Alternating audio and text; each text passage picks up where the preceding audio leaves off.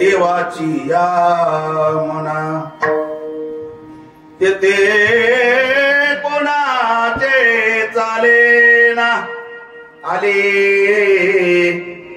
देवाची या मना हरिश्चंद्र तारा राणी वाहे डोंबा घरी पाणी आले देवाची या मना तेथे कोणाचे चालेना पांडवाचा सहकारी राज्याहून केले दुरी आले देवाची या मना तेथे कोणाचे चालेना तुका म्हणे उगेची राहा तुका म्हणे उगेची राहा होईल ते सहज पहा आले देवाची या मना तिथे कोणाचे चालेना विठ्ठल विठ्ठल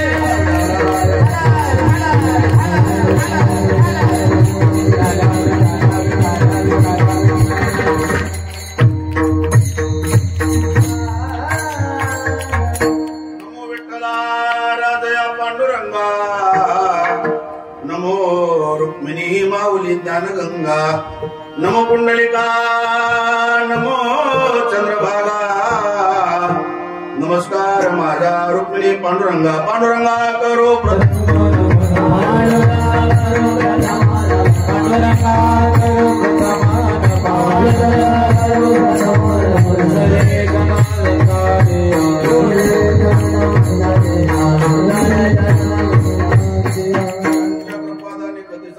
बाबाजी सद्गुरुदास तुका ओम नमो ज्ञानेश्वरा करुणा करा दयाळा तुमचा अनुग्रह लादलो पावन झालो चराचरी मनोजवम मारुत तुल्य वेगम जितेंद्रियं बुद्धिमतां वरिष्ठं वातात्मजमानरायुत मुख्यं श्रीराम दूतं शरणं प्रपद्ये मस्तके पायावली या वारकरी संतांच्या सर्वमंगल मांगल्ये शिवे सर्वार्थ साधिके शरण्य त्र्यंबके गौरी नारायणी नमस्तुते कर्पूर गौरम करुणावतारम संसार सारम भुजगेंद्रहारम सदा वसंतं हृदयारविंदे भवं भवानी सहितं नमामि नागेंद्र हराय त्रिलोचनाय भस्मांगरागाय महेश्वराय नित्याय शुद्धाय दिगंबराय तस्मै नकराय नमः शिवाय वसुदेव सुतं देवं कंसचाणूरमर्दनं देवकी परमानंदं कृष्ण वंदे जगद्गुरु गुरुर्ब्रह्मा गुरुर्विष्णु गुरुदेव महेश्वरा गुरु साक्षात परब्रह्म तस्मै श्री गुरुवे नमः नमो सद्गुरु तुकया ज्ञान दीपा नमो सद्गुरु सच्चिदानंद रूपा नमो सद्गुरु भक्त कल्याण मूर्ती नमो सद्गुरु भास्करा पूर्ण कीर्ती जोडोनिया कर चरणी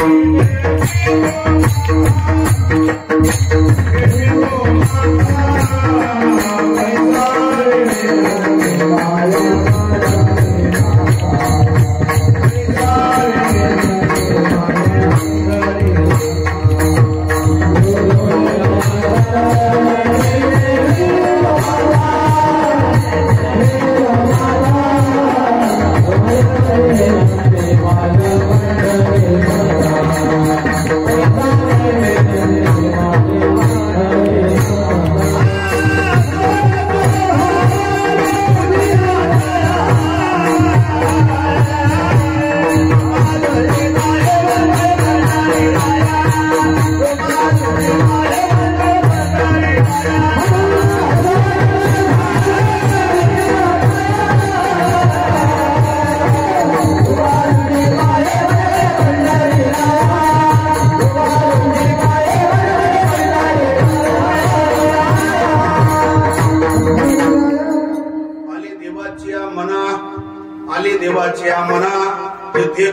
देवाचे चालेना, आले देवाचे मना तिथे कोणाचे चालेना. प्रस्तुत प्रसंगी प्राप्त स्थळी भगवत चरणारविंदी सेवेसाठी घेतलेला अभंग महान भगवत भक्त भक्ती ज्ञान वैराग्याचे त्रिवेणी संगम असणारे सकल कंठभूषण श्रीमंत संत पंचमवेद निर्माते जगद्गुरु गोरा महाराज यांचा 4 चरणाचा उत्कृष्ट असा रुचेल प्रचार सणा समजेल असा आपल्या मनाजोगं होत नाही आणि देव त्याच्या मनासारखं केल्याशिवाय राहत नाही याचं महात्म्य सांगणारा अभंगाच्या सेवेसाठी घेतला आहे. अभंगावर विस्तारपूर्वक बोलण्यापूर्वी थोडा पर्याय देणं उचित समजतो, अत्यंत गरजेचं आहे. आपलं हे भाग्यवान पुण्यवान श्री क्षेत्र वेलाने देवाचे या गावामध्ये भगवान पांडुरंग परमात्माच्या या प्रणांगणामध्ये चालू सरनामेत प्रतिवर्षाप्रमाणे सालाबादाप्रमाणे भगवंताची कृपा साधू संतांचा आशीर्वाद गुरुवर्य प्रातस्मर्य वैकुंठवासी आदरणीय ज्येष्ठ कीर्तनकार ज्ञानदेवजी महाराज कन्नानेकर यांच्या प्रेरणेने हरिभक्तीपरायण गुरुवर्य बालूजी नाना यांच्या प्रेरणेने हरिभक्तीपरायण गुरुवर्य आमचे परम मित्र ज्यांच्यावर आमचं नितांत प्रेम होतं त्यांचंही आमच्यावर नितांत प्रेम होतं हरिभक्तीपरायण विजयसिंग बापू आणि कैलासवासी विजयसिंग बापू यांच्या प्रेरणेने ग्रामस्थ मंडळ वेलाने भजनी मंडळ वेलाने यांच्या अतिशय परिश्रमाने तरुण वर्ग आबाल वृद्ध माता वर्ग पुरुष वर्ग तुम्ही श्रोतेजन सर्वांच्या अतिशय परिश्रमाने चालू सरनामेतनं याही वर्षी पार पडतोय. वय वर्ष 35व्या वर्षाची आजची प्रथम कीर्तनाची सेवा माझ्या वाटेला भजनी मंडळाच्या माध्यमाने आणि पोहोचली आणि या अनुषंगाने तुम्हा संत मायबापांचा दर्शनाचा योग लाभला. माझं मोठं परम भाग्य. या गावामध्ये जवळजवळ माझे आधी 2-3 कार्यक्रम झाले नाही का. जेव्हा बापू होते त्यावेळेस 2-3 ना एकच झाला होता सप्त्यामध्ये, एक आला तो गेला होता नाही का. चला काय हरकत नाही, आले देवाची या म्हणा ते कोणाचे चालेल, जाऊ द्या. नावेला झाला काही गोष्टी घडत असतात. या अनुषंगाने या गावामध्ये मी आता 2ऱ्या-3ऱ्यांदा येतोय आणि अनुषंगाने महाराज कीर्तनाच्या माध्यमाने दृष्टिकोनाने गुरुजन मंडळी या ठिकाणी उपस्थित आहेत. लोक यांना काय म्हणतात, कलाकार म्हणतात. काय म्हणतात ऐकताय तुम्ही, काय म्हणतात यांना, कलाकार. ऐका, कलाकार तमाशाचे असतात, यांना गुणीजन म्हणतात. यांचे आणि गुण आहेत हे जणांना देतात म्हणून यांना गुणीजन असे म्हणतात. हरिभक्तीपरायण दोन्ही मोहन महाराज मंजुळकर आहेत. हरिभक्तीपरायण निंबुडकर ना दादाभाऊ हेत आहेत. हरिभक्तीपरायण सुप्रू दादा वेलानेकर आहेत. हरिभक्तीपरायणचे महाराजांचं मनीष महाराज व्यासपीठ चालक या ठिकाणी आहेत. सोबदार दादा आहेत. समस्त भजनी मंडळ आहे आणि तुम्ही संत मायबाप आहेत. सुंदर अशी मांडळची आमची साऊंड सिस्टीम आहे आणि या ठिकाणी युट्यूब चॅनल सुद्धा आहे. काय ना, खानदेशी भक्ती मार्ग युट्यूब चॅनल सुद्धा आहे आणि त्या चॅनलला तुम्ही जर सकाळी उठून कीर्तन पाहायला गेले तर लाईक करा, शेअर करा आणि घंटीचा आयकॉन दाबा.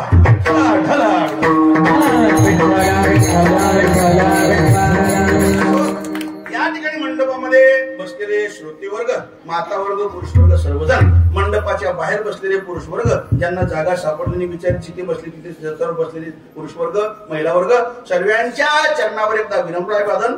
चांगेश्वर भगवान आणि पांडुरंग परमात्म्याच्या या भगवंताच्या या चरणावर अभिवादन करतो आणि आपल्या भंगाकडे वळतो. आजचं यजमानपद ज्यांच्याकडे होतं हरिभक्तीपरायण श्रीयुत काही दिसणार नाही बरं का, यादव दादा आणि पवार दादा, लोटन शंकर यादव आणि नामदेव सरदार, रामदास सरदार पवार. हा लिहिलं होतं मी पण पुस्तक गेलं ते आणि नेमकं चष्म्याशिवाय टाकमेट बसत नाही, जेवढ पत्रिका मी उचलली नाही. असो तर यांच्याकडे आजचं यजमानपद होतं. ज्यांच्याकडे थांबलो ते दादाही मला चांगले पारमार्थिक दिसले आणि त्यांच्या मुलाचा 3 तारखेला साखरपुडा बी आहे. तुम्हाला सगळ्यांना आमंत्रण नाही, काय हरकत नाही. असो तर महाराज या भगवंताच्या कृपेने आज इथपर्यंत पोहोचतोय. 35व्या वर्षाची प्रथम दिवसाची कीर्तन सेवा आली. कीर्तनाच्या माध्यमाने ग्रंथराज ज्ञानेश्वरी पारायण सोहळा चालू आहे. दुग्ध शर्करा योग. आता वैशिष्ट्य असं ऐका, जरा शांत व्हा. ग्रंथराज ज्ञानेश्वरी पारायण सोहळा चालू आहे. पहिला दिवस आहे, जरा कमी मंडळी बसलेली आहे असं ऐकायला मिळालं. जरा वैशिष्ट्य असं सांगतो, ग्रंथराज ज्ञानेश्वरी पारायण का करावं शास्त्रकार सांगतात. महाराज सांगतात पारायण तर जाऊ द्या, अनुभव घ्या. शास्त्रकारांनी वर्णन केलंय, एक तरी ओवी अनुभवावी, एक तरी ओवीचा अनुभव घ्या. एक ओवी मध्ये जर एवढा बदल होत असेल तर पूर्ण पारायण केल्याने केवढा बदल होईल याचा विचार आपण चांगला केला पाहिजे. म्हणून महाराज ज्ञानेश्वरी हा प्रासादिक ग्रंथ आहे आणि प्रासादिक ग्रंथाचं पारायण करणं आपलं गरजेचं आहे. म्हणून 7 दिवसाची पर्वणी आहे.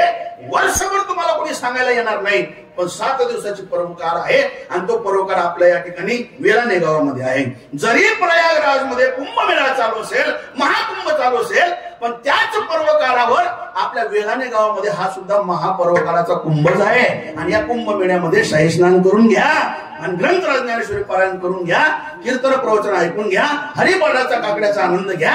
याच्यासारखी पर्वणी तुम्हाला कधी भेटणार नाही, कारण कोण दिवस येईल कैसा नाही देहाचा भरोसा.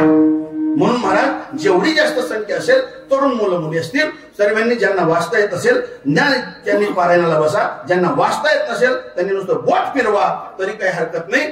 जेवढ्या वाचणाऱ्याला पुण्य मिळेल तेवढ्या नुसतं बोट फिरवण्याला सुद्धा पुण्य मिळाल्याशिवाय राहणार नाही. नाही बोट फिरवता आलं निदान ऐकायला येऊन बसा. जेवढं वाचणाऱ्याला पुण्य मिळेल, जेवढं बोट फिरवण्याला पुण्य मिळेल, तेवढं ऐकणाऱ्याला सुद्धा पुण्य मिळाल्याशिवाय राहणार नाही. असा प्रासादिक ग्रंथ आहे आणि त्या तो प्रसाद ज्याच्यावर असला तो सुखी होतो, हे तेवढं सत्य महाराज. हा तुका म्हणे हा तो देवाचा प्रसाद आहे आणि ज्याच्या संसारावर प्रसाद असतो ना त्याला तडमड करायची गरज नसते महाराज. हे शास्त्र सांगतं. बघा तुम्ही, एक झोपडी असते किंवा कसं तरी तुडकं मुडकं घर असतं आणि एक बाजरीचं पोतं, एक गव्हाची चुंगडी, 2-3 बकऱ्या, नाही का, फुटलेला हांडा, त्याला डांबर चिपकवलेली, फुटलेला टप प्लॅस्टिकचा, त्याला डांबर चिपकवलेली, त्याच्यात पाणी भरलेलं, येतं डुक्कर, ते पाणी तो तोंड घालून जातं, निघून जातं, तरी बी काही कोणाचे लक्ष राहत नाही. अशा पद्धतीचा संसार असतो. पण महाराज वैशिष्ट्य असं आहे, दोघं जीव माळकरी असतात, दोघं पती माळकरी असतात. आणि वैशिष्ट्य सकाळी आंघोळ झाली म्हणजे ती माऊली तिची दिनचर्या करते, तुळशीची पूजा करते, दिवा लावते. हा ग्रस्त काय करतो, आंघोळ झाली मग बसला पूजेला, मग घेतो काय, चंदन, पाण्याचा तांब्या आणि पूजेचं साहित्य. आणि मग काय परिस्थिती असते, चालू द्या, इकडे बी गंध लाव, जागा सापडली तिथं लाल गंध, जागा सापडली तिथे हान फकरी आमटी, चालू द्या, अशी गंमत आहे. पण महाराज दिवसभर एवढं जरी असलं पण दिवसभर हसत असतात आणि दिवसभर मनमोकळेपणाने राहतात. का, देवाचा प्रसाद आहे, देवाचा प्रसाद आहे महाराज. आणि बाजूला जा, माळ्यांवर माळ्या बिल्डिंग आहेत, मोठा भाऊ खाली उतरतो, लहान भाऊ जेवत असतो, मोठा भाऊ खाली उतरतो, मोठ्या भावाची मुलगी स्वतःची मुलगी येते आणि सांगते, पप्पा चला ना वरती जेवायला, काका जेवताय. काय म्हणतो मोठा भाऊ, थांब, तो जेवतोय ना, आधी त्याचं मोडं बाहेर निघू दे, मग आपण जेवायला जाऊ. अशी काही घरांमध्ये परिस्थिती आहे. याला कारण देवाचा प्रसाद नाही ना, मग हीच परिस्थिती आहे. देवाचा प्रसाद असला पाहिजे. ज्ञानेश्वरी हा प्रासादिक ग्रंथ आहे. म्हणून सांगतो, आवर्जून सांगतो, उद्या उठून आणि ग्रंथाच्या पारायणाची संख्या वाढवा, एवढंच विनंती करतो. आपल्या अभंगाकडे वळतो. विठ्ठला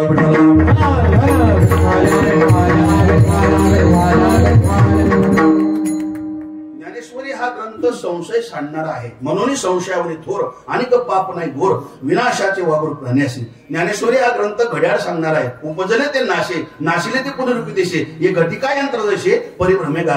महाराज ज्ञानेश्वरी हा विमान सांगणार आहे. ज्ञानेश्वरी हा वृक्ष लावणार सांगणार आहे. ज्ञानेश्वरी हा संसार निर्माण करणारा आहे. अशी अनेक गोष्टी ज्ञानेश्वरीमध्ये आहेत. पहा, ऐका, तुम्हाला अनुभव मिळेल. म्हणून महत्वाचं आहे. चला, याच्या पुढे बोलतो. मागच्या कोरोनाचा कालावधी गेला.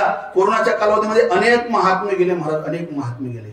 जवळचे गेले, लांबचे गेले, पैसावाला गेला, गरीब गेला, दानशूर गेला, कंजूस गेला. हरिभक्तीपरांचे परमादरणीय ज्ञानदेव महाराज सुद्धा त्याच लाठीमध्ये गेले. मला खूप वाईट वाटलं. हरिभक्तीपरायण विनोदाचार्य बाबासाहेब इंगळे गेले, हरिभक्तीपरायण प्रकाश महाराज गोंडगावकर गेले, अनेक मंडळी गेली महाराज. मला सांगायचा मुद्दा आहे काय, जवळचे गेले, लांबचे गेले. महाराज एक मला भेटला, म्हणे, महाराज चांगला चांगला घ्या. काय म्हणतो, काय म्हणतो, चांगला चांगला घ्या. म्हणजे काय मग चांगला चांगला घ्या. मग याच्या राहायचे द्या बानट शेत का, चांगले चांगले गेले. सांगतो आहे का कोण कोण गेले. ज्याच्यावरची माझ्या पंढरपूरच्या मालकाची कृपा संपली ते गेले आणि ज्यांच्यावरती शिल्लक आहेत ते कीर्तनाला येऊन बसलेत मला इथे या ठिकाणी. जन्मोजन्मी आम्ही पहिला दिवस आहे थोडी दडसूड करी आणि हळूहळू लागली नाही का.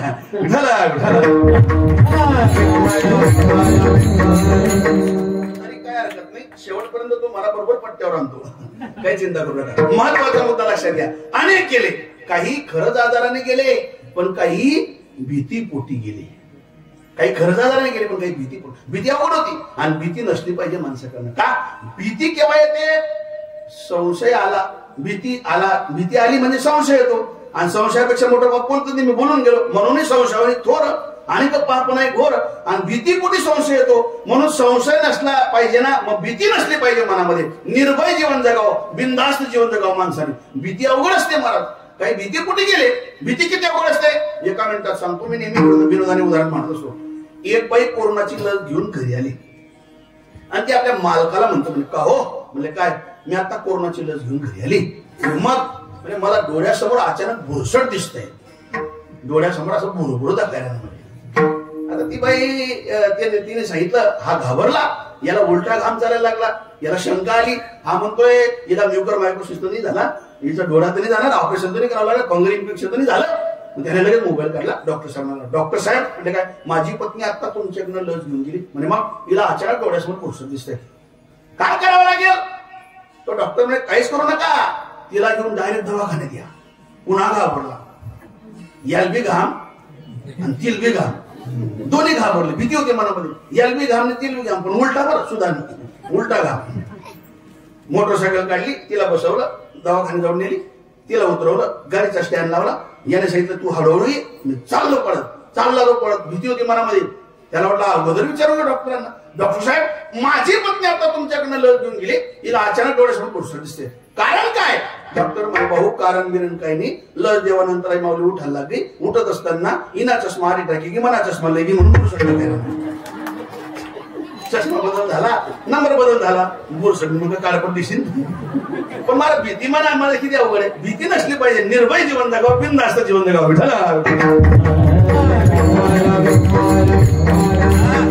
जगाच्या पाठीवर जर पाहिलं, ऐका, सर्वात श्रेष्ठ संप्रदाय जो असेल तर तो वारकरी संप्रदाय. याच्यासारखा संप्रदाय जगाच्या पाठीवर नाही महाराज. सर्वात मोठा आहे आणि सर्वात श्रेष्ठ आहे. या संप्रदायाची बरोबरी करण्यासाठी अनेक आले पण बरोबरी झाली नाही. का? याला कारण आहे, बरोबरी करणारे जे संप्रदाय होते त्यांना आयुष्य मर्यादा कमी होती आणि वारकरी संप्रदायाला आयुष्य मर्यादा हजारो वर्षाची आहे. म्हणून या संप्रदायाची बरोबरी कोणीच करू शकत नाही. कहा राजा भोज और कहा गंगोत्री.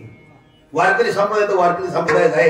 अनेक आले, ओशो आला, रजनीश आला, मला कोण्या संप्रदायाची टीका करायची नाही, पण आले पण संप्रदायाला आयुष्य मर्यादा कमी असल्या कारणाने बरोबरी करू शकत नाही. कशा पद्धतीने? व्यावहारिक उदाहरण मानतो, चांगला आहे का शांत व्हा. सर्वसामान्य शेतकरी लोक आहेत. माता भगिनींना प्रश्न आहे, श्रावण महिन्यामध्ये, पावसाळा दिवसामध्ये, श्रावण महिन्यामध्ये तुम्ही शेतामध्ये निंदणी करायला जातात की नाही जातात? बोला पटपट बोला. जातात ना? निंदणी करायला जात असताना तुमच्या हातामध्ये एक शस्त्र असतं, बरोबर? काय म्हणतात तुमच्याकडे? कोण म्हणे कोयता? खुरपच ना? खुरप बरोबर. मला ती कोयता ऐकवायला. खुरपा घेऊन येत माऊली निंदायला गेली. तिने ते जमिनीमध्ये खुरप मारल्यानंतर मातीचं ढेकळं काढलं. मातीच्या ढेकळाच्या खाली एक लांब असा जीव निघाला. तो अर्धा निळसर अर्धा पांढरा असा वळवळ करत होता, दोन्हीकडे सारखा होता. त्याला काय म्हणतो तुमच्याकडे? शिदोड. काही ठिकाणी शिदोड म्हणतात, काही ठिकाणी शिदीळ म्हणतात, काही ठिकाणी गांडूळ म्हणतात, काही ठिकाणी वाडा म्हणतात, बीड जिल्ह्यामध्ये डवणा म्हणतात. काय म्हणतात? डवणा. आता शिदोड हा शब्द तुम्हाला का विचारला मी? याला शास्त्र असं सांगतं, कोसकोस पे बदले पाणी, 10 कोस पे बदले वाणी. 1 कोसवर पाणी बदलते, 10 कोसवर भाषा बदलते, प्रथा बदलते. ऐका चांगलं, आमच्याकडे कापण्याला अशी प्रथा आहे, कीर्तनकार जर कीर्तनाला आले, कीर्तन झाल्यानंतर जेवढे लोक कीर्तनाला आले असतात तेवढे लोक कीर्तनकार महाराजांच्या पाया पडल्याशिवाय जात नाही. तुमच्याकडे पण आहे का? वा, मस्त प्रथा आहे. अजून एक प्रथा आहे, चांगला आहे, कानोगडी ठेवून. नुसते पाया पडत नाही, पाया पडत असताना खिशातून 100 रुपये काढतात आणि कीर्तनकाराच्या पायाजवळ ठेवतात. आहे विषय का? आई मग तमनीवर नाही येतो नागरे. वा विठाला. जाऊ द्या, विनोद करा. ऐका, आता तो शिदोळ सापाला भेटला आणि सापाला म्हणू लागला, म्हणे सर्पदादा, म्हणजे बोला शिदोड दादा, म्हणजे दिसायला तुम्ही बी लांब लांब, दिसायला मी पण लांब लांब, म्हणजे बरोबर. चालायला तुम्ही बी वाकडे तिकडे चालतात, चालायला मी पण वाकडे तिकडे चालतो, म्हणजे बरोबर. चालायला तुम्ही बी सरपडून चालतात, चालायला मी पण सरपडून चालतो, म्हणजे बरोबर. मग तुम्ही आणि मी जर दोघे सारखे आहोत, मग आपली दोघांची सोयरी का होऊ नये? कोण म्हणे? शिदोड. ऐकताय तुम्ही? शिदोड. कोणाला? सापाला. आता सापाने उत्तर दिलं, शिदोड दादा, सध्या वसंत पंचमीचा पिरियड आहे आणि सध्या मी लई बिजी, लई कार्यक्रम आहे नाही का, बऱ्याच लोकांना चावायचे, वरती पाठवायचे, जागा मोकळी करायची आहे, सध्या काय माझं जमणार नाही. शिदोड दादाने सर्पदादा तुमच्या सवडीनुसार वेळ द्या. मग सर्पदादाने त्याला सवड सांगितली, ऐका शिदोड दादा, तुम्ही एक काम करा, मे महिन्याचा पहिला पंधरवडा गेला की दुसऱ्या पंधरवड्याला सोमवारच्या दिवशी दुपारी 3 तारखेला 3 वाजता भूषण महाराजांच्या शेतामध्ये तुम्ही तुमच्या मुलीला घेऊन या, मी माझ्या मुलाला घेऊन येतो, दोघांचं लग्न लावून देऊ, सोयरी जमून देऊ. मे महिन्याचा पहिला पंधरवडा गेला, दुसऱ्या पंधरवड्याला सोमवारच्या दिवशी दुपारी 3 वाजता 3 तारखेला शिदोडने आपल्या मुलीला आपल्या बरोबर घेतला आणि भूषण महाराजांच्या शेतामध्ये तो गेला. बरोबर बरोबर. तो गेला नाही, तो वरतीच गेला. का?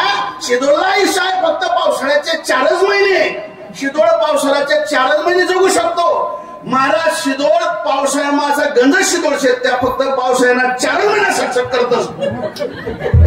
जगामध्ये असे बरेचसे परमार्थ आहेत ते थोडे दिवस सक्षम करतात, पण वारकरी संप्रदाय बरोबर कोणी करू शकत नाही. श्रेष्ठ संप्रदाय वारकरी संप्रदाय. मान्य वेगळं आणि प्रमाण वेगळं. आपला देव कसा आहे? उभा. आपला देव कसा आहे? बोला बोला. उभा.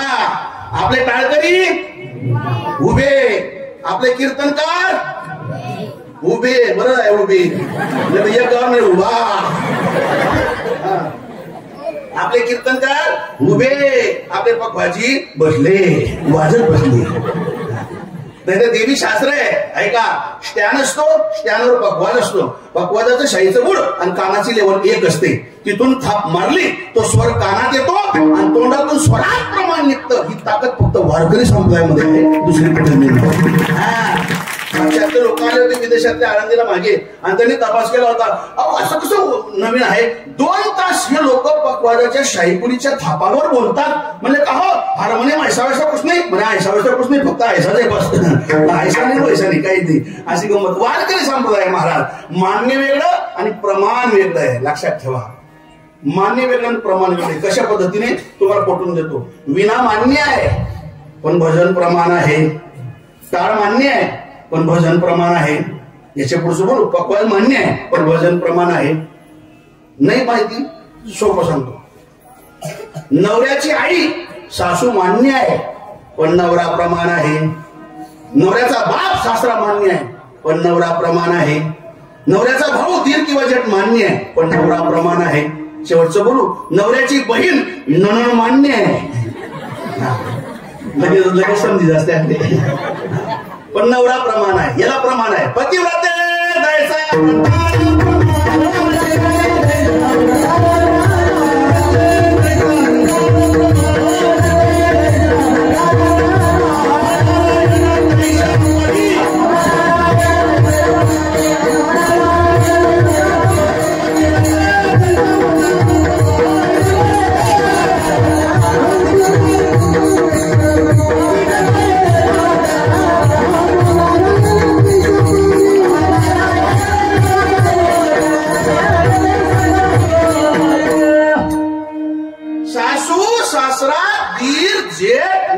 मान्य पण नवरा प्रमाण. तसं गणपती देवी सूर्य महादेव मान्य पण पांडुरंग प्रमाण, असं शास्त्र आहे महाराज.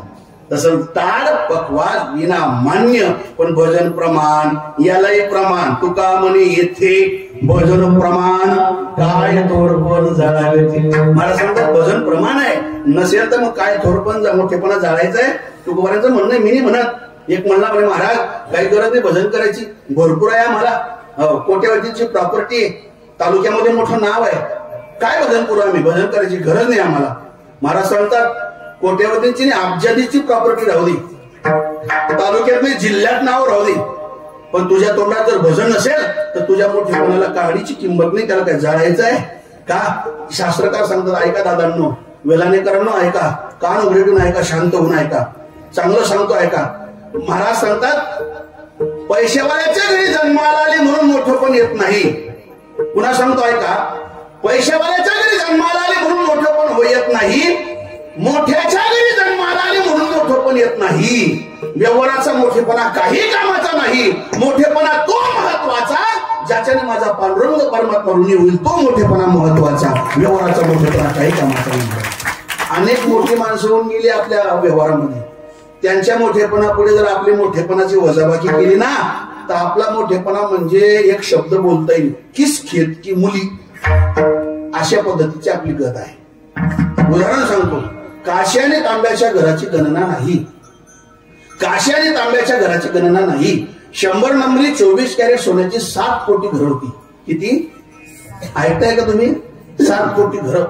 ते बी आताच शासन देते अशी घरं नव्हती. खाली वाकून घुसावं लागते.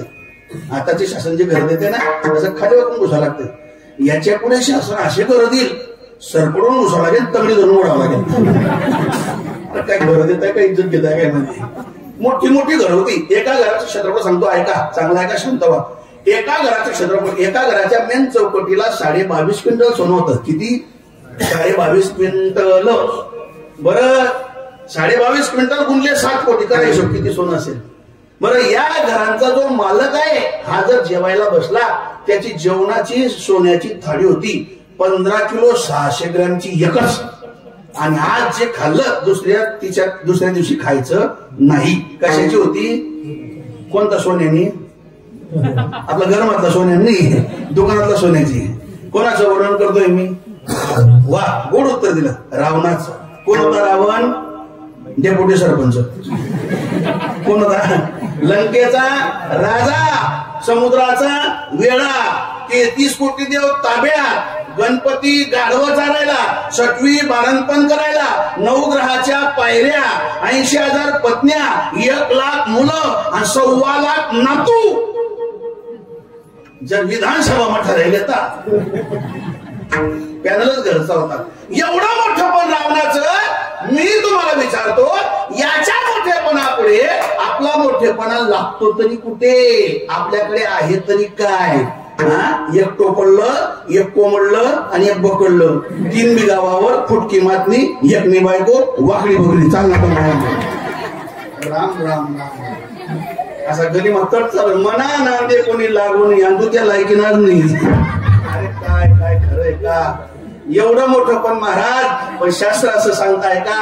एवढं मोठं पण असताना वर्णन केलेलं आहे, दिवा लावायला आणि दिवाची वाट सरकवायला सुद्धा कोणी राहिलेलं नाही. एक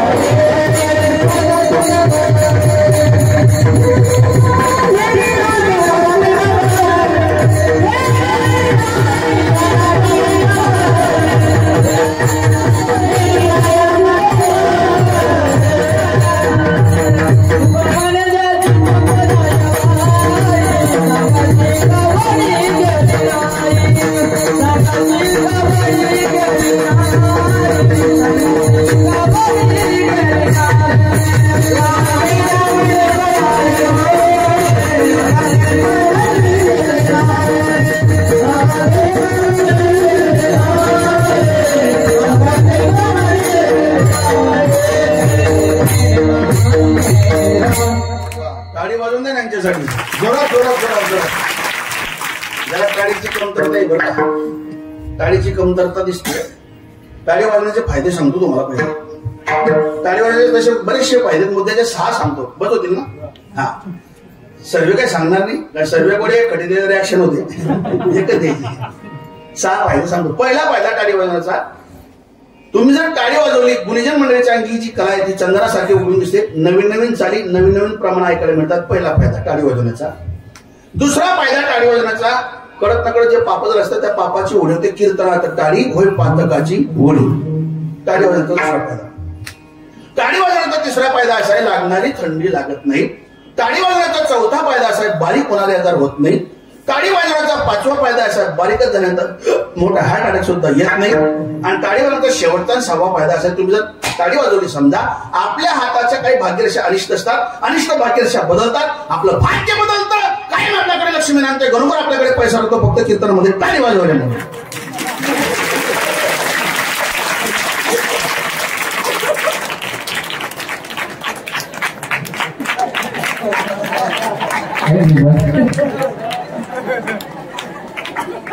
कितला मतलबीपणा म्हणूया.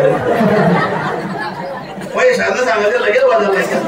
मला काय माहिती, पहिले सांगतो. राम राम राम. बाप बडा ना भैया, सबसे बडा रुपया. असं झालंय मला. टाळी वाजत जाईल मला, टाळी वाजत जाईल बरं का. आणि सगळ्यांनी वरा करून म्हणा जरा दोनों हाथ ऊपर उठा के बोलना पड़ेगा. आणि तो भोले बाबा तुम्ही ऊपर उठा लेगा जोर से. सतर्क रहा. आता हमकाच गुण आहे मला. औषध कोण पण गुण हमकाच आहे. असं आहे. महाराज सांगतात, तुका म्हणे ज्याची संपदा एवढी, सांगा ते कवडी गेली नाही. महाराज सोबत कवडी गेली नाही एवढं मी सांगतो. वात लावायला आणि वात सरकवायला कोणी बोललं नाही. 1 लख पुतळ 1.25 लाख नाती, ता रावण घर. ना दिया ना बाती, ना दिवा राहिला ना वाद राहिली. जाळून टाकली हनुमंतराय लंका. हात जोडले हनुमंतरायला. हनुमंता, रावणाची सोन्याची लंका जाळली, कारण काय? मला सांगतात, हनुमंतर हसले आणि हसून बोलतात, मी रावणाची सोन्याची लंका जाळली याचे मागचं एकमेव कारण, त्या लंकेमध्ये रामाचं भजनच नव्हतं. आणि जिथे रामाचं भजन नाही ती सोनाली जरी होईल ते काही.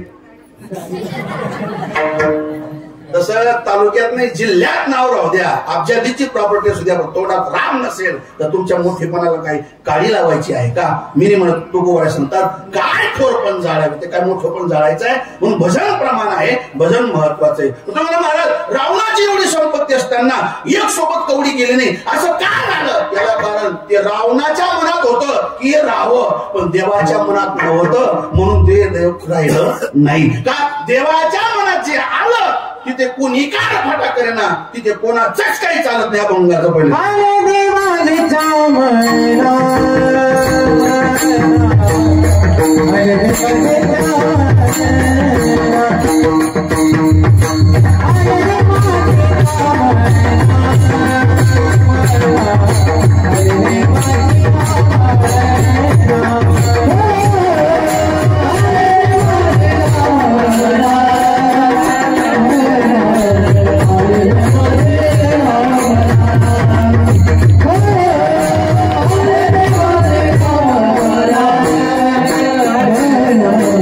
Hare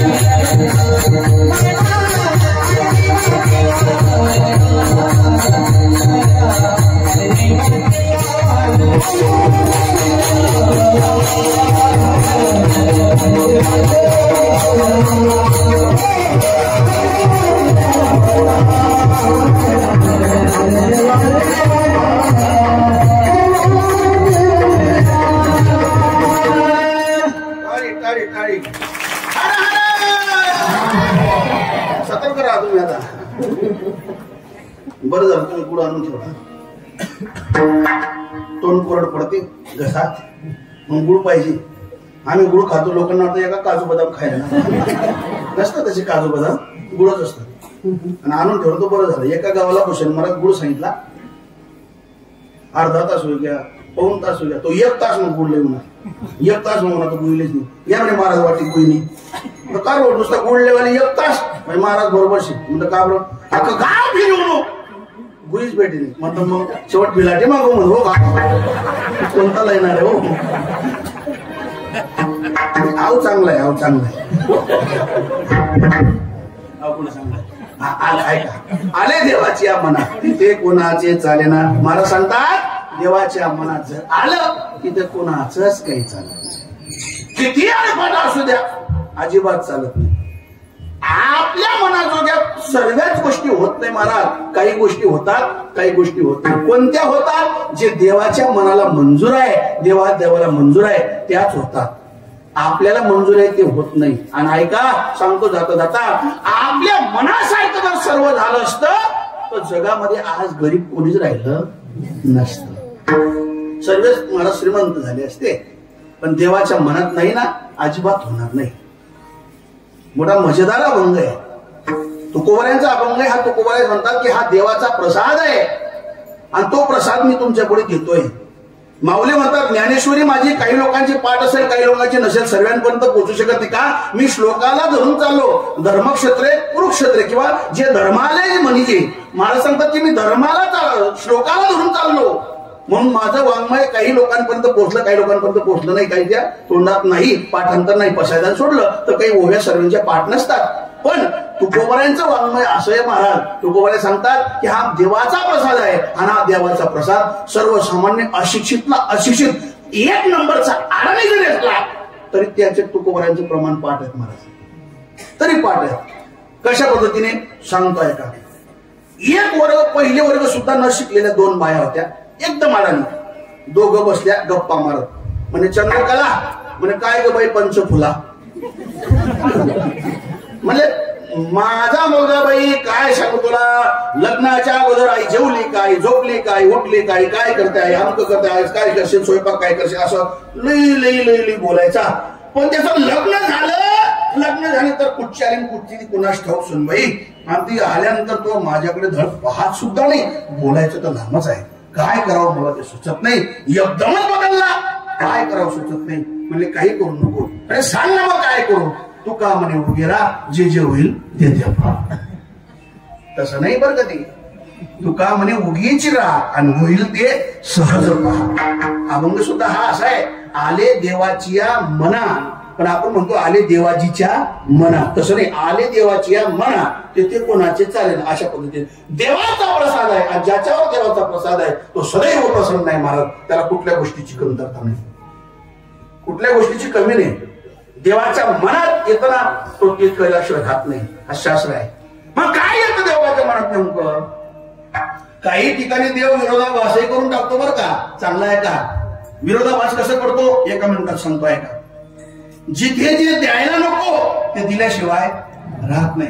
आणि जिथे पाहिजे तिथे दर्शन सुद्धा घडू देत नाही. हा मी तुम्हाला विचारतो, रामासाठी कष्ट जास्त कोणाचे हो, बिभीषणाचे का हनुमंताचे? तुम्ही जपिकात जागे बोला बोला.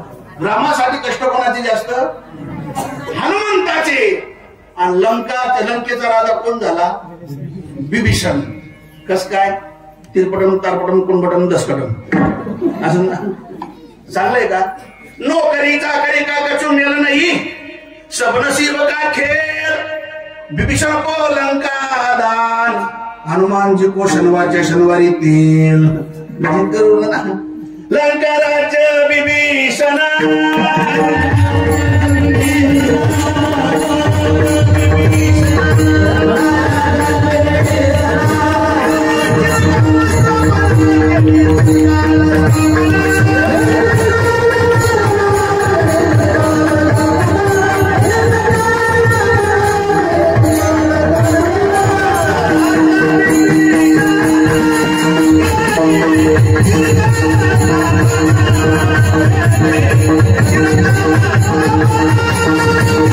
Thank you.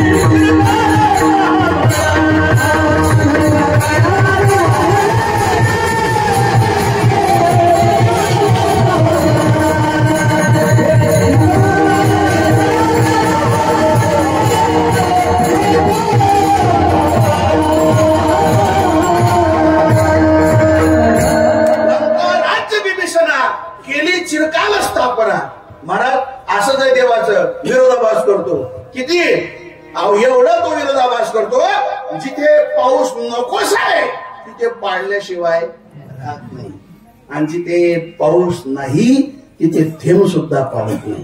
इतका विरोधाभास करतो. अजून सांगू, शेवटचं सांगतो किती विरोधाभास करतो. जिथे राहायला घर नाही, खायला अन्न नाही, अंगावर कपडे नाही, पांघरायला गोधड्या नाही, तिथे लेकरांचा भरणा कमी नाही, लेकर. आणि जिथे माळ्यावर माळे आहेत, बिल्डिंगांवर बिल्डिंग आहेत, गोदाम भरले अन्नाचे, नोकऱ्यावर नोकऱ्या आहेत, गाड्यांवर गाड्या आहेत, तिथे कोकरू नाही तर लेकरू कुठं आहे. देवाचं बीज आहे, देवाचाच विरोधाभास. बघा तुम्ही चंद्रभागेमध्ये जा, पंढरपूरला चंद्रभागेच्या घाटावर भिक्षा भीक मागतात भिकारी. त्यांचे तंबूत आणले असतात बघा, एरंडाचे बे आणि साडीचा तंबू. आतमध्ये डोकावून पहा, एक पलंग असतो, तिथे किती लेकर बघा. पलंगावर 2-3, पलंगाच्या खाली 2-3, इकडच्या साईडला एक झोका, तिकडच्या साईडला एक झोका, झोक्यामध्ये 2-3, चुलीजवळ 2-3, नाणीमध्ये 2-3, संडासमध्ये 2-3, कड्यावर 2-3 लेकर. काळे काळे चिट लेकर. चढती नाही, बन्यान नाही, करदोडा नाही, निकर नाही, कोरा खाट लेकर. ॲल्युमिनियमची ताटली 10-12 मुरमुरे चढ पर दर लेकरांचं भरणा कमी. आणि इकडे माळ्यावर माळ्या, बिल्डिंगावर बिल्डिंग, गोदाम भरले अन्नाच्या, नोकऱ्या महाराज.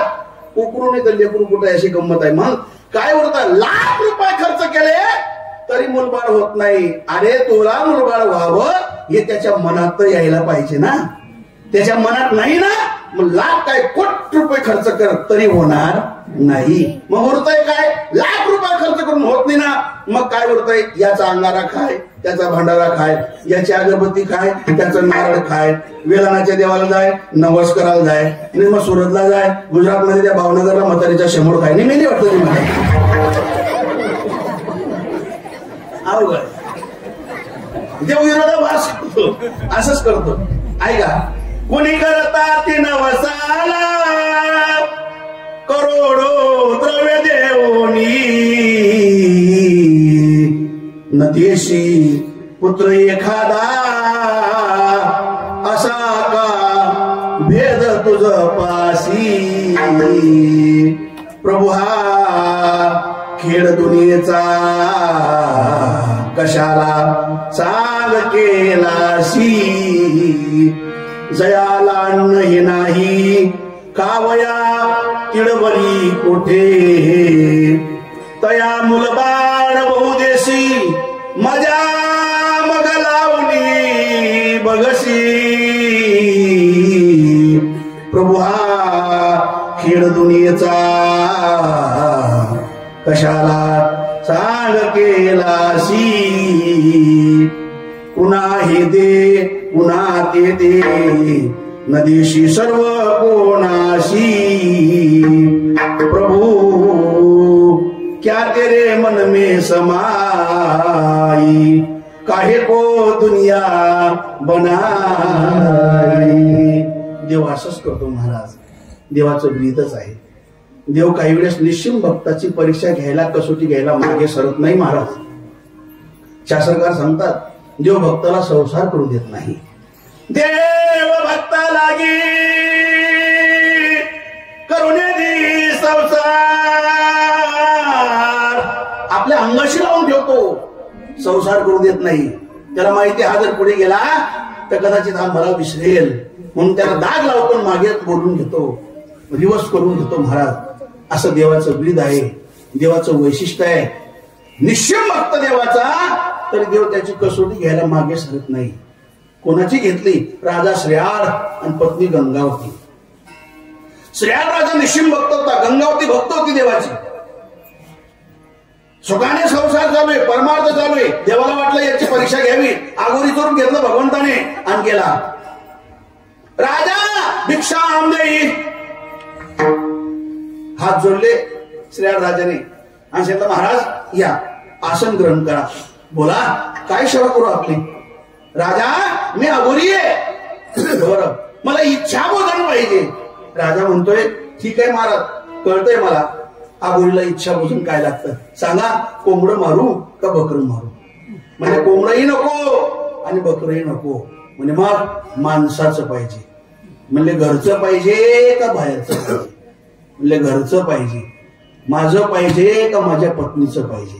म्हणजे तुझंही नको आणि तुझ्या पत्नीचंही नको. तुला एकुलता एक मुलगा आहे ना, त्या मुलाचं दे. ऐका, मुलगा शाळेत गेलाय. शिपाई साहेब जा मुलाला बोलून आण. शिपाई गेला, त्या मुलाला म्हणतोय तुझ्या घरी आगोरी आलेला आहे आणि तू तुला खायचं म्हणतोय, चल घरी. दप्तर उचललं पोराने, घरी आला, दप्तर ठेवलं, आगोरीच्या पाया पडला, समोर उभा राहिला आणि सांगितलं आगोरीने, राजा याला तुमच्या हातून तुम्ही कापायचंय. कापत असताना गाणं म्हणत म्हणत कापायचंय, डोळ्यातून अश्रू आणता कामा नये. काय परीक्षा आहे? एखाद्या गायकाला दुःख आहे आणि सांगा त्यांना एखादं गाणं म्हणावं, तर ते काय म्हणतील? काय गाणं म्हणायला होता? माझ्यावर काय कोसळली ती मला माहिती, मला काय दुःख झालं ते मला माहिती. नगमे जो खो गई है उसे कैसे गुनगुनाए, नजदीक आते आते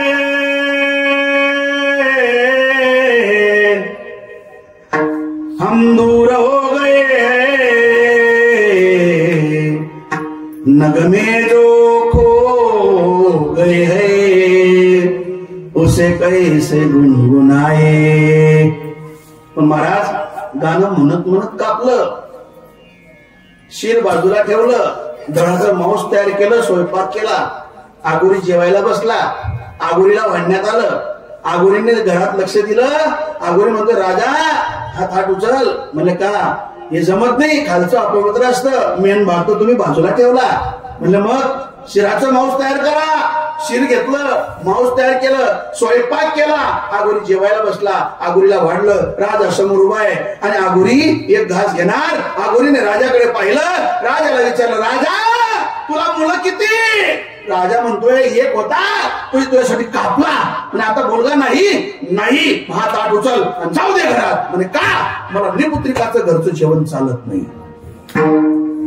जमत नाही निपुत्रिकाचं घरचं. डोळ्यात अश्रू राजाच्या.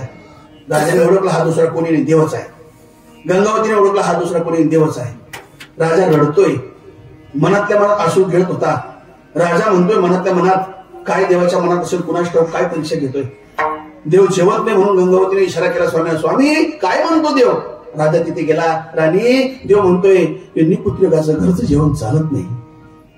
स्वामी देव तर जेवून गेला पाहिजे हो, मग काय पर्याय व्यवस्था आहे का? म्हणे एक पर्याय आहे. म्हणले काय? तुम्ही आतमध्ये जा, चाकू आणा आणि माझ्या हातात द्या. मग काय करशील? मला 7 महिन्याचा गर्भ आहे, माझ्या हाताने माझ्या चाकूने पोट फाडते आणि 7 महिन्याचा गर्भ बाहेर काढून आणि देवाच्या हातात देते आणि देवाला म्हणते, देवा आम्ही निपुत्रिक नाही, आमचा मुलगा आहे, पण तुम्ही जेवण करून जायला पाहिजे. ही ताकद भक्तामध्ये असते पाहिजे. राजा आतमध्ये गेला, चाकू आणला, राणीच्या हातात दिला. राणी आपल्या हाताने पोट फाडणार. भगवान परमात्मा प्रगट झाले, राणीचा हात धरला, मेलेल्या मुलाला जिवंत केलं. सांगितलं राजा संपली तुझी परीक्षा, प्रसन्न झालो मी, माग तुला काय मागायचंय. राजाची डोळ्यात अश्रू होती, राणीच्या डोळ्यात अश्रू होती. राजा म्हणतोय देवा आमची घेतली परीक्षा, कलियुगामध्ये अशी कोणाची घेऊ नको, कारण तेवढे तुला ते ताकदीला होऊ शकत नाही. देव असंच करतो महाराज, देवाचं वैशिष्ट्यच आहे. म्हणजे नेमकं काय कारण याला एकमेव कारण असं शास्त्रकार सांगतात, याला कारणीभूत एकच आहे. आपल्याला दुःख येण्याचं कारण काय? फक्त एकच कारण आहे, ते म्हणजे आपली अपेक्षा वाढली म्हणजे आपल्याला दुःख आल्याशिवाय राहत नाही. अपेक्षा कमी करा, सुख प्राप्त झाल्याशिवाय राहणार नाही. पण काही लोक अपेक्षा कमीच करत नाही महाराज, आणि दुःख आवत ओढून घेतात. अपेक्षा जेवढ्या वाढतात तेवढं दुःख माणसाच्या जीवनामध्ये असतं. अपेक्षा कमी करा, सुख आल्याशिवाय राहत नाही महाराज. कशा पद्धतीने? व्यावहारिक उदाहरण सांगतो. एखाद्या नवरीला समजा 2-3 मुली आहेत, मग काय अपेक्षा असते? एखादा तरी मुलगा व्हावा अपेक्षा आहे, पण दुःख किती मोठं आहे? एखादा मुलगा व्हावा ही अपेक्षा आहे, पण दुःख किती मोठं आहे? 9 महिने 9 दिवस त्या मुलाचं ओझं वागवावं लागणार आहे. आणि शेवटी बाळणपणाच्या वेळी कर्म चांगलं असेल मुलाचं, त्या बाळाचं, तर सुखरूप बाळणपण. आणि जर कर्म आडवं आलं तर ऑपरेशन करून त्याला बाहेर काढावं लागणार आहे. एवढं दुःख भोगावं लागणार. याला कारण फक्त मुलगा व्हावा या अपेक्षेने. मग मला सांगा, अपेक्षा असली पाहिजे पण ठराविकच असल्या पाहिजे ना. मुलगा पाहिजे मुलगा पाहिजे मुलगा पाहिजे. 2-3 मुली आहेत ना, मस्तपैकी त्यांचं संगोपन करा, चांगलं शिकवा, चांगले संस्कार लावा, सुसंस्कृत घराण्यामध्ये त्यांचं लग्न करून द्या. आहे तेवढं आयुष्य मस्त आनंदाने परमार्थिक जीवन जगून घ्या आणि आहे इस्टेट भोगून घ्या. मरता मरता इस्टेट एखाद्या मंदिराच्या नावानं करून द्या. मंदिराच्या नावानं नाही करू वाटलं माय नावानं करून द्या, नाही माय नाव नका करू, मंदिराला मंदिरात जाऊन टाका, पण आयुष्य जगून घ्या, मस्त मोकळं मरा ना, अशी गंमत आहे ना. पण नाही मुलगा पाहिजे मुलगा पाहिजे. अरे मी एक म्हणतो वजाबाकी करा. ज्या मुलगा पाहिजे यांना मी एकच सांगतो, ज्याला मुलं आहे त्यांना विचार कसं काय पाटील बरं आहे का, आणि लोक काय सांगतात ते खरं आहे का, अशी गंमत आहे मला. अरे वजाबाकी करा ना, वजाबाकी करा. दुसऱ्याच्या दुःखातून आपलं दुःख वजा करत चालायचं. समाधानी महत्वाचे, आणि समाधानी विचार केल्याशिवाय भेटत नाही. विचारा वाचून न पविजे समाधान. समाधान भेटत नाही विचाराशिवाय. मला राजा दशरथाला अयोध्येमध्ये किती दुःख आलं, कशामुळे? अपेक्षा वाढल्या लोकांच्या. दशरथाला संतान प्राप्ती नव्हती, अपेक्षा वाढली, मुलगा व्हावा मुलगा व्हावा, कोटी रुपये खर्च केले, पुत्रकामेष्टी यज्ञ केला, मुलगा झाला. अपेक्षा कमी झाल्या का? नाही, पुन्हा वाढल्या. तो मोठा व्हावा, मोठा झाला, अपेक्षा कमी झाल्या का? नाही, पुन्हा वाढल्या. मग त्याचं शिक्षण व्हावं, शिक्षण झालं, अपेक्षा कमी झाल्या का? नाही. मग त्याचं लग्न व्हावं, लग्न झालं रामचंद्र प्रभूचं, अपेक्षा कमी झाल्या का? नाही. मग त्याचं तो राजा व्हावा, राजा झाला का? जपिक्यात का? नाही. राजा झाला का? नाही. मग 14 वर्ष 22 दिवस वनवासाला जावं लागलं. कशामुळे? अयोध्येतल्या लोकांच्या अपेक्षा वाढल्या म्हणून दुःख भोगावं लागलं. 14 वर्ष 22 दिवस रामचंद्र प्रभू वनवासाला गेले. 14 वर्ष 22 दिवस पर्यंत अयोध्येच्या भूमीने एक कोंब सुद्धा उगू दिला नाही.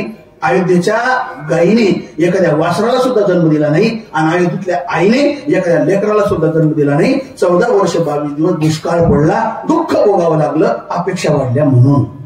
एवढंच नाही, पुढे बोलतो जाता जाता, रामचंद्र प्रभू वनवासाला गेले तर राजा दशरथ मरताना माता कौशल्याला सांगून गेले, त्यांच्या मोठ्या पत्नीला सांगून गेले, आई कौशल्या मी मरतोय, पण तो राम वनवासाहून आल्यानंतर त्याला सांग. राजा दशरथ म्हणताय त्याला सांग की तू जर वनवासाला गेला नसता तर मी मेलो नसतो, असं त्याला सांग. एवढं सांगून दशरथ राजा मेले महाराज.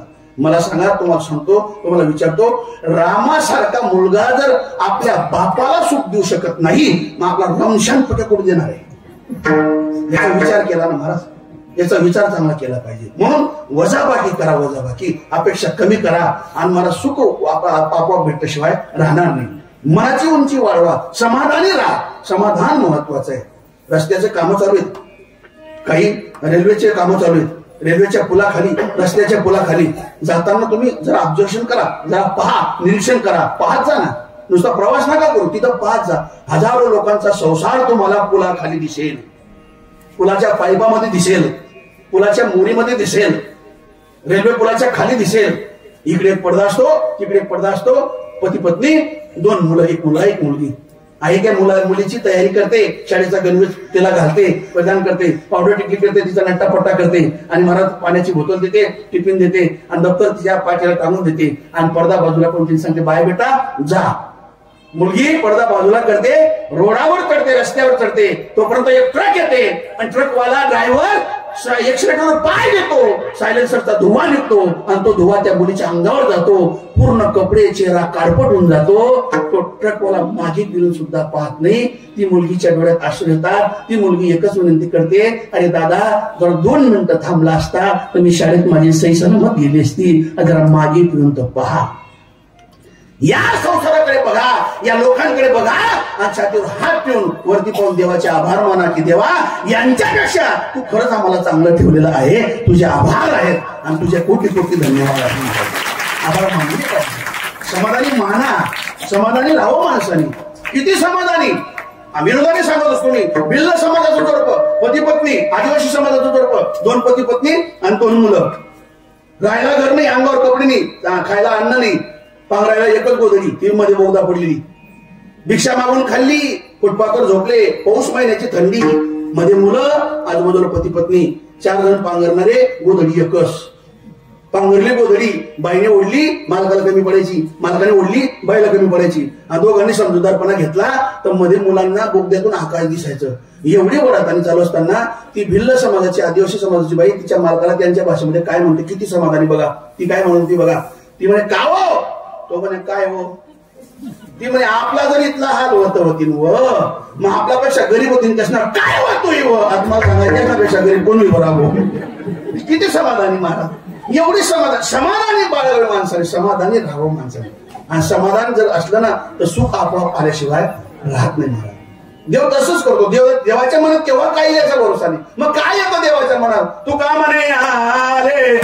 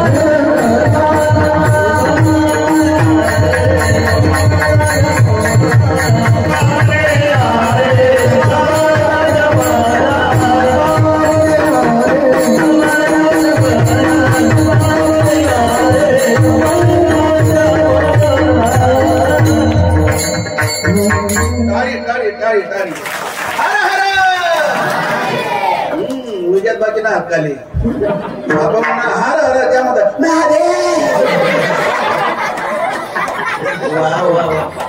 एवढा इस्कॉनचा परमार्थ का बघ. ते इस्कॉनचे लोक येतात बघा तुम्ही वृक्ष वृंदावनला प्रभू स्वामी महाराज प्रेम मंदिर बघा. ते त्यांची भाषा कुठे वेगळी असते महाराज. आपण म्हणतो ना 44, 45, 22 आपण म्हणतो ना तर ते तसे नाही बोलत. 44 मागून करावं लागतं पिवळो असतो. आपण म्हणतो 2 ते म्हणतात चो चो. तसं आपण म्हणा हर हर त्या म्हणतात अरे खायला भरपूर आहे. काजू आहे, बदाम आहे, मावा आहे, पिस्ता आहे, गोळंबी आहे, कसं आहे, खारीक आहे, गावरान तूप आहे. एवढं खायला असून चेहरा बघा तुम्ही. अरे राम राम राम. एखाद्या वेळेस काय तात्या बरे का तात्या महिने जुगलच्या ना समाधानी नाही. म्हणजे काय सांगू मला. समाधान राहा आणि जरा प्रसन्न राहा. आनंद लुटून घ्यायचा परमार्थामध्ये. हर हर सतर्क राहत. तुका म्हणे आले समर्थाच्या मनात. काय येतं देवाच्या मनात?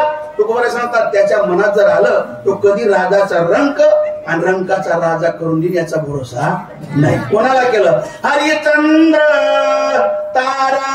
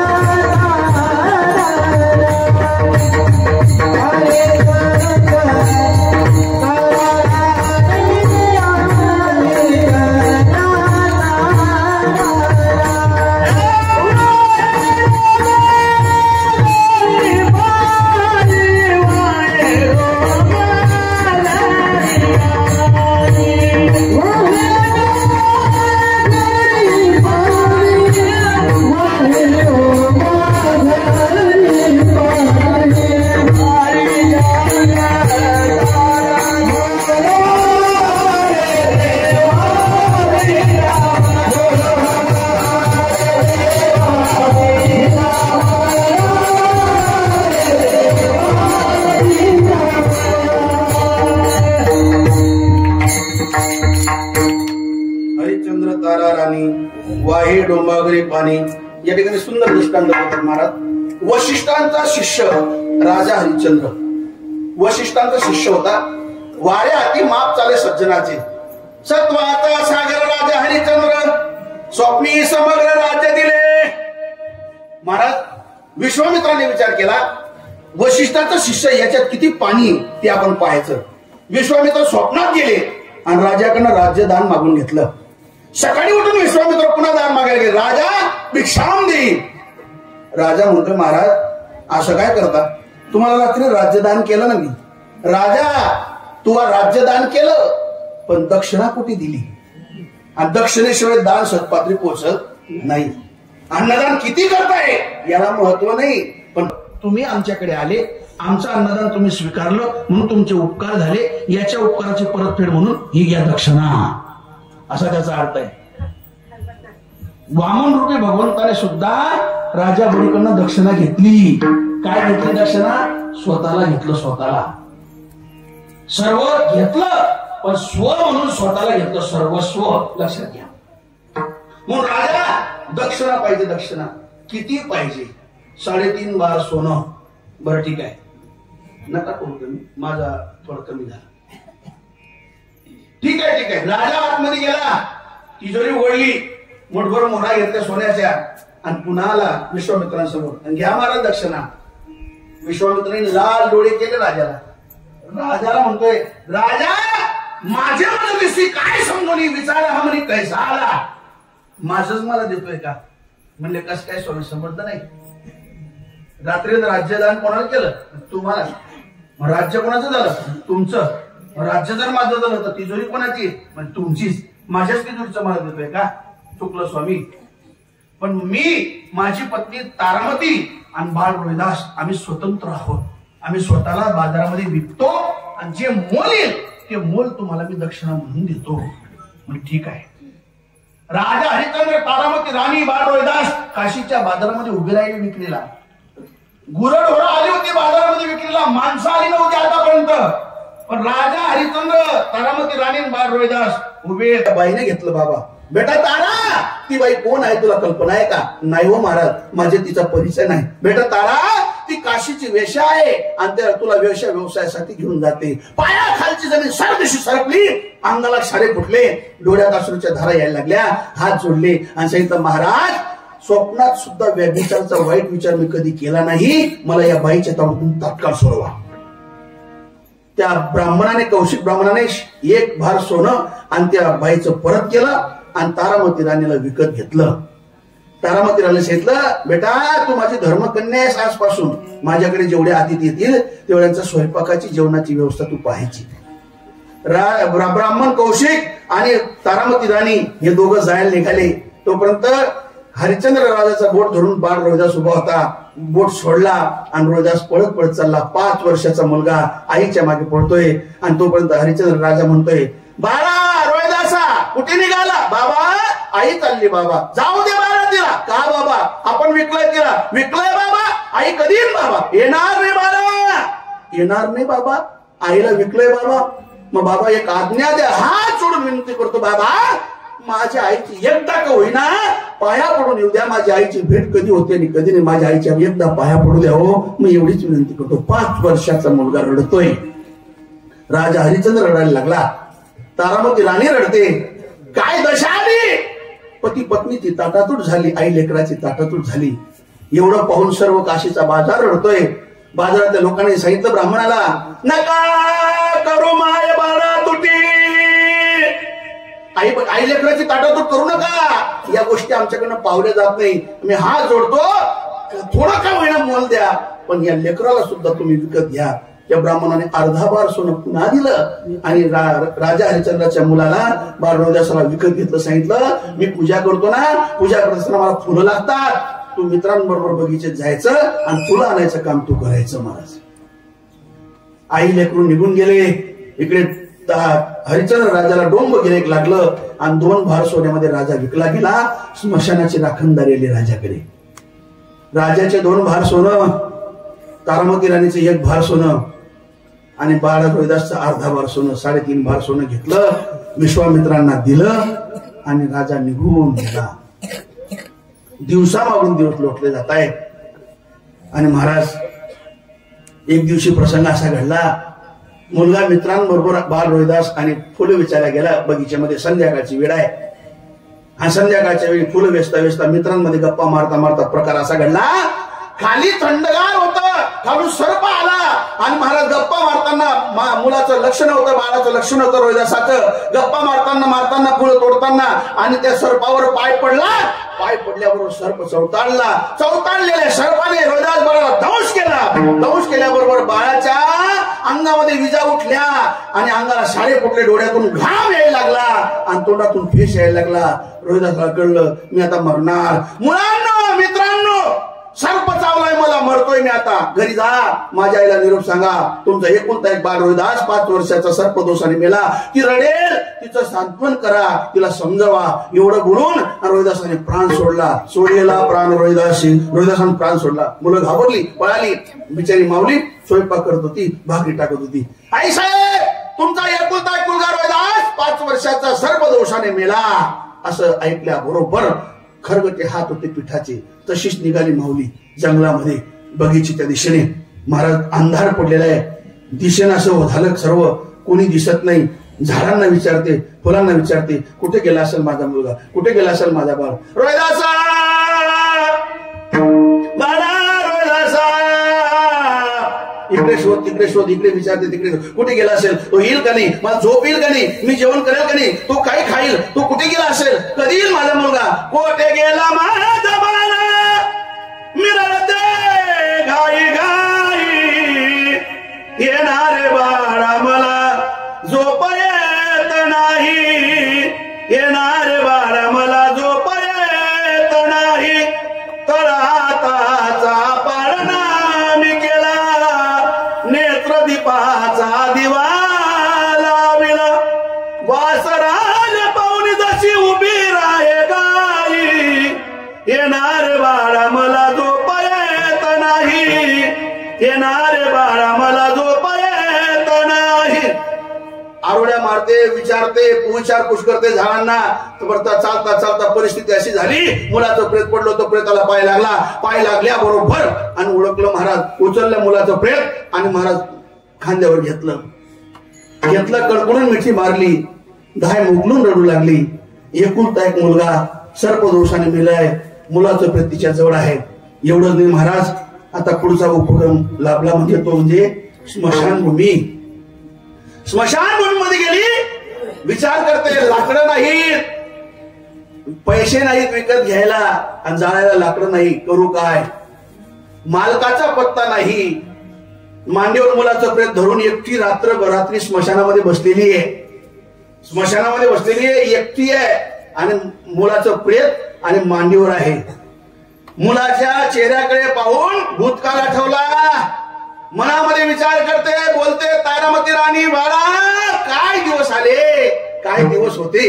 नोकर साकर तुला खांदी कडी खेळत होते रे, आणि आता काय दिवस आले. तुझ्या बापाचा पत्ता नाही रे. माझ्याकडनं हे दुःख सहन होत नाही, माझ्याकडे दुःख पेलवलं जात नाही. माझा धीर सुटला आता. तुझा बापाचा पत्ताने कुठे गेला असेल कुणास ठाऊक.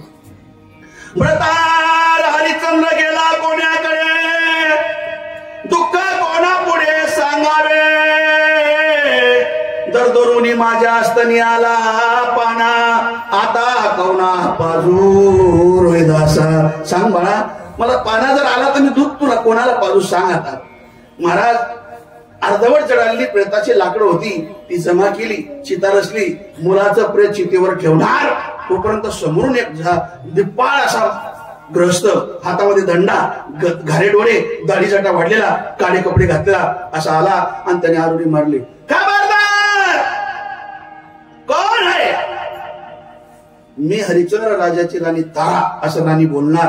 तोपर्यंत वीज कडाडली आणि लख प्रकाश पडला आणि प्रकाशामध्ये राणीने राजा ओळखला आणि राजाने राणी ओळखली. मालक जवळ आले. मालक जवळ आल्यानंतर धीर असा मिळाला की आता परिस्थिती थोडी बदलेल असं वाटलं. मुलाचं प्रेत बाजूला ठेवलं, उठली आणि पाया पडायला गेली. राजा मागे सरकला 2 पाऊल आणि राजा म्हणतोय, खबरदार तारा, मेरा पैर मत छुओ. अगर तुम मेरा पैर छुएगी तो तुझे नहाना पड़ेगा, क्योंकि मैं जमदार का सेवक हूं, स्मशान में ड्यूटी करता हूं, अमंगल वेश वाला. तारामती रानी म्हणते, स्वामी स्वामी मत कहो तारा, अगर तू मुझे स्वामी कहेगी तो तुझे नहाना पड़ेगा, क्योंकि मैं जमदार का सेवक हूं, स्मशान में ड्यूटी करता हूं, अमंगल वेश वाला.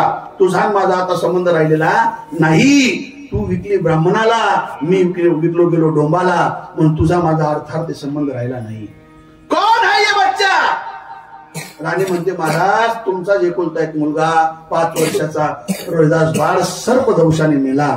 हात जोडले आणि सांगितलं, महाराज एक उपकार करा, एक विनंती करते, या बाळाला या स्मशानामध्ये जाळण्याची आज्ञा द्या. ऐकताय तुम्ही? कोण मागताय आज्ञा? मुलाची आई. कोणाकडनं? मुलाच्या बापाकडनं. कोणाला जाणण्याची? मुलाला जाणण्याची. मी तुम्हाला सर्वांना विचारतो, ज्यांच्यापर्यंत आवाज जात असेल त्यांना, जेवढं दुःख हरिश्चंद्र राजा आणि तारामती राणीवर आलेलं आहे, एवढं दुःख बसलेल्या कोणत्या भाविकांच्या जीवनामध्ये आलं का? नाही आलं ना? जोरात बोला, आलं का? नाही आलं. आणि यावं मी त्या मताचा नाही, पण मी तुम्हाला एक विचारतो, एवढं दुःख आपल्या जीवनामध्ये आलं नाही, तेवढं दुःख त्यांच्या जीवनामध्ये आलं. एवढं दुःख येऊन सुद्धा तारामती राणी आणि हरिश्चंद्र राजा कुठे राखेल ओतून गेला नाही, कुठे वीरउडी केली नाही, कुठे औषध प्राशन केलं नाही, कुठे पावडर पिले नाही, कुठे फाशी घेतली नाही, कुठे आत्महत्या केली नाही. मग आपण असे विचार का करतो? संसार करत असताना आपल्या जीवनातले विचार संपतात का? याला कारण विचार करण्याची लेवल आपली खालवलेली आहे, म्हणून हे वाईट विचार येतात. महाराज, विचार करण्याची उंची वाढवा, समाधान प्राप्त झाल्याशिवाय राहणार नाही. मोठ्यांच्या दुःखातून वजाबाकी करा. आपलं दुःख शून्य शून्य, काहीच नाही. महाराज एवढं लक्षात घ्या. एवढं जरी लक्षात झालं तरी आपलं आजचं कीर्तन सफल आहे. मला मुद्दा एकच सांगायचं, राणीला उत्तर काय दिलं राजाने? ऐका, हरिश्चंद्र राजा म्हणतात, तारा, यहाँ का स्मशान का एक रिवाज है, जिस दिन यहाँ मुर्दा जलता है उस दिन 1.25 सेर की खिचड़ी और 2 गज कपड़ा लगता है. 1.25 सेर की खिचड़ी मैं खाता हूं और 2 गज कपड़ा मेरे मालिक को जाता है. लेकिन तारा, तू कहती है ना ये मेरा बेटा है, ठीक है तारा, आज बेटी के लिए बाप भूखा रहेगा, मैं तुझसे 1.25 सेर खिचड़ी नहीं लूंगा, लेकिन तुझे 2 गज कपड़ा नहीं छोड़ूंगा, वो मेरे मालिक को जाता है, वो तुझे देना ही पड़ेगा. काय महाराज, ती माऊली म्हणते, काय सांगावं या माणसाला?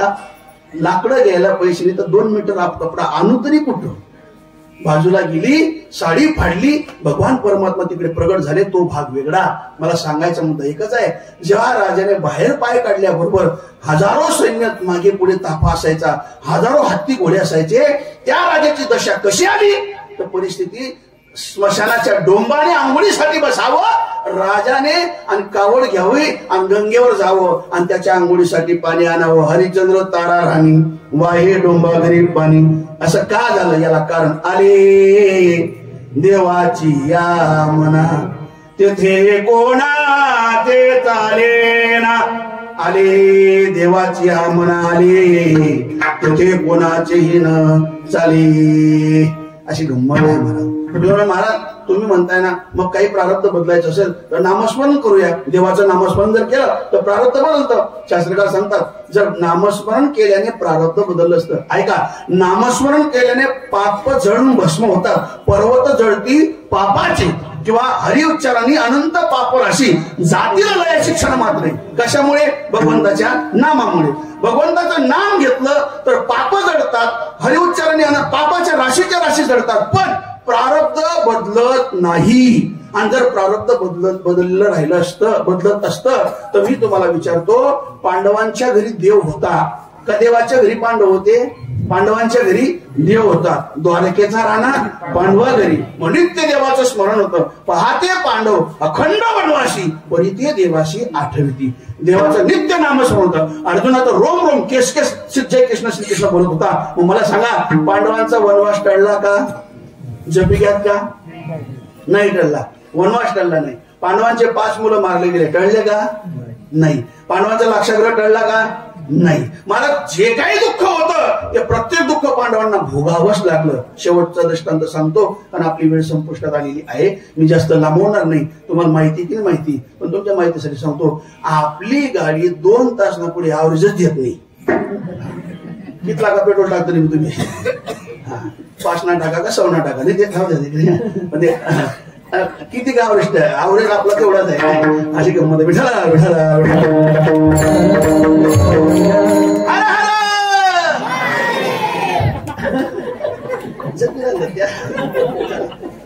जरा पहिल्या दिवस आहे आणि थोडा ऐकण्यामध्ये लिंक लागत नाही.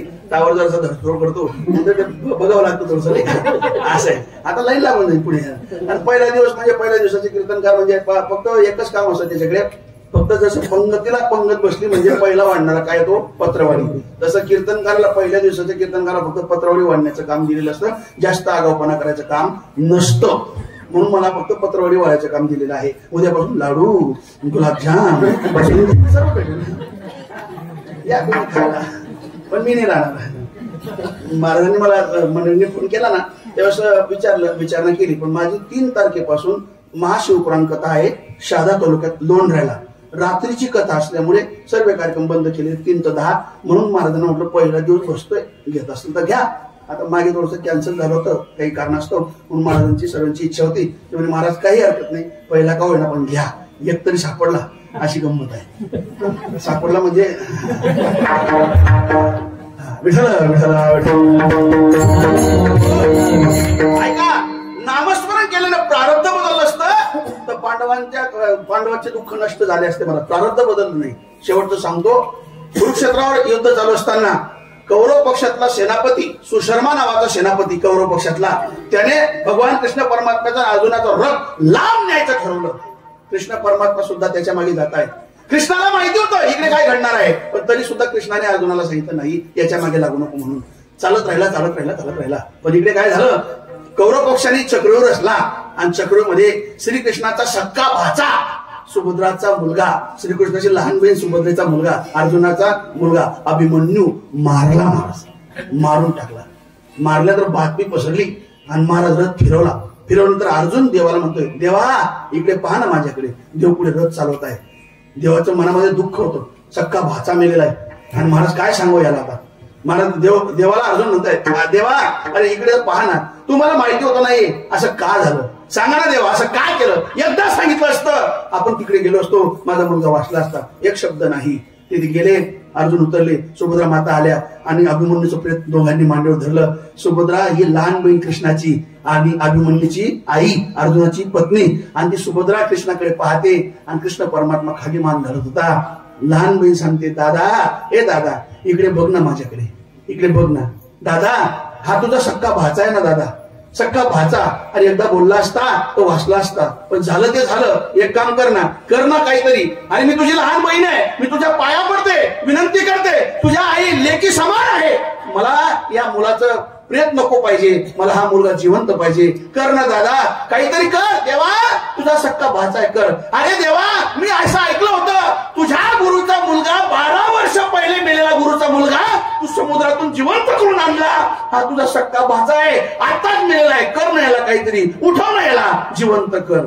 देव एक शब्द बोलत नाही, एक शब्द नाही. देव खाली मान घालून उभा होता. देवाचं कार्यच तसं आहे. देवाच्या मनात काही कुणास ठाऊक महाराज. देवाने स्वतःच्या कुळाचा नाश करून टाकला महाराज, स्वतःच्या कुळाचा नाश. 56 कोटी यादव मारले देवाने. करोनी निज कुळाची होडी, श्रीकृष्ण वैसला पिंपळा तळी. नाथमहाराज वर्णन करतात भागवतामध्ये. सर्व कुळाची होडी करून टाकली. मुलं, नातवंड, सुना, पत्न्या समुद्रामध्ये बुडताय. किंचाळे ऐकत होता देव. वरून शांत होता पण आतून रडत होता आणि पिंपळाच्या झाडाखाली बसला होता. 56 कोटी यादव बुडाले. 2 राहिले, मुलायम सिंग यादव आणि लालू प्रसाद यादव. ते तुमच्या गावातले यादव नाही बरं का, ते तिकडचे योगीचे यादव. 2 राहिले. पण महाराज किती कहर केला. एकाने राम भक्ताला गोड्या घातल्या आणि एकाने रामाचा रथ अडवला. 2च नाही असं कर बटा राहतात ते काय करतात. विचार करण्यासारखी गोष्ट आहे महाराज. महत्वाचा मुद्दा एक आहे, भगवान परमात्म्याच्या मनात चीर, तो भगवान परमात्मा केल्याशिवाय राहत नाही. मग तुम्ही मला महाराज मग आम्ही कसं राहायला पाहिजे, काय करायला पाहिजे. समयासी सादर व्हावे, देव ठेवील तैसे राहावे.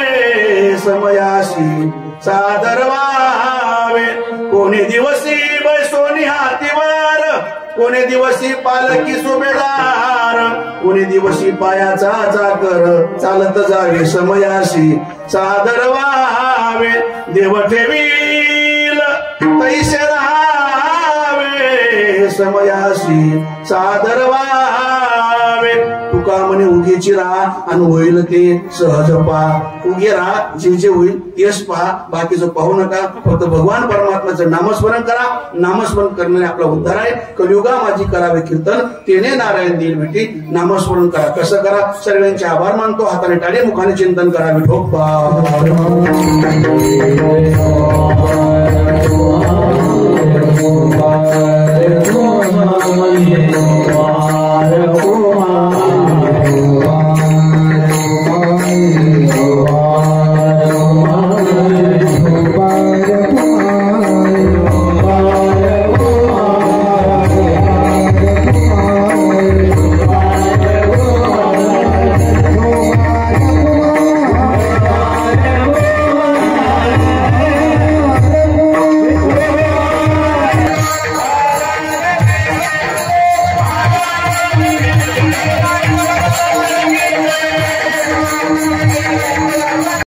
लहान लहान परम संस्कार महत्वाचे आहेत. आजचा तरुण एवढा बिघडला, किती बिघडला? म्हाताऱ्या माणसांची तोर परिस्थिती अशा आजच्या तरुणाची तोंड होऊन गेली. याला कारण पटेल ते खातात, पटेल तसं राहतात, पटेल तसं वागतात, पटेल तसं बोलतात, पटेलच खातात, पटेलच दुखतात, पटेल तसं चालतात. वाढे तरुण. आजचा तरुण सकाळी निघतो घरून, बाजारातून येतो फिरून, संध्याकाळी आणावं लागतं त्याला धरून, बापाच्या अगोदर जातो म्हणून. तो आजचा तरुण. आजच्या तरुणाची व्याख्या आहे. ज्याच्या ओठावर मुसळ पोट नाही तो व्याज दारू पितोय. महाराज वाईट परिस्थिती. अरे दारू प्यायची असेल ना, एकच काम कर दादा, ती दारू पिऊन काही फायदा नहीं. अरे जाम पर जाम मत पियो, सुबह पिएगी रात में उतर जाएगी. अरे तो हरिनाम की पहले पहले ती जिंदगी सुधर जाएगी. महाराज जीवन सुधरायचं असेल ब्रह्मरसाचा काढा घ्या. संस्कार महत्वाचे आहेत. आणि हिंदू धर्माने संघटित व्हा. हिंदू धर्माचा एकोप असला पाहिजे. एक बनू नेक बनू. लक्षात घ्या, एक महत्वाचं आहे. एकीचं बळ मोठं आहे. सर्व हिंदू धर्माने संघटित व्हायला पाहिजे. आज अलीकडे बऱ्याचशा हिंदू धर्मावर काही टीका होत आहेत. हिंदू धर्माचे विरोधक असे काही बरेचसे अफवा फैलवत आहेत, बऱ्याचशा गोष्टी करतायत. मला जास्त सांगायचं नाही. मागे तो एक बोलून गेला, त्याची मजाल नाही.